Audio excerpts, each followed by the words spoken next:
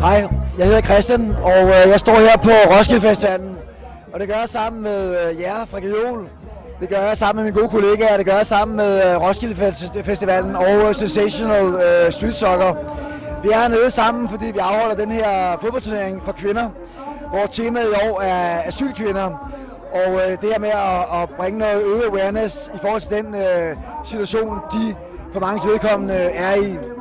Men det er ikke derfor kun, at vi er kommet. Vi er også kommet, i hvert fald derfor, jeg står her, for at tale lidt omkring nogle af de her dilemmaer. Og jeg var faktisk dilemma-champ, da jeg var kid. Og hvis du spørger mine kammerater, fra da jeg var barn, så vil jeg sige, at jeg altid stillede dem alle mulige dilemmaer. Og dilemma dengang kunne for eksempel være sådan noget som, at hvad vil du helst? Være i et svømmebassin af olympisk størrelse. Du skulle være der et kvarter, enten sammen med en af de 5 menneskeædende hajer, men ikke den allerfarligste, den hvide haj, men den der hedder en marco-haj, så er sådan semi-farlig.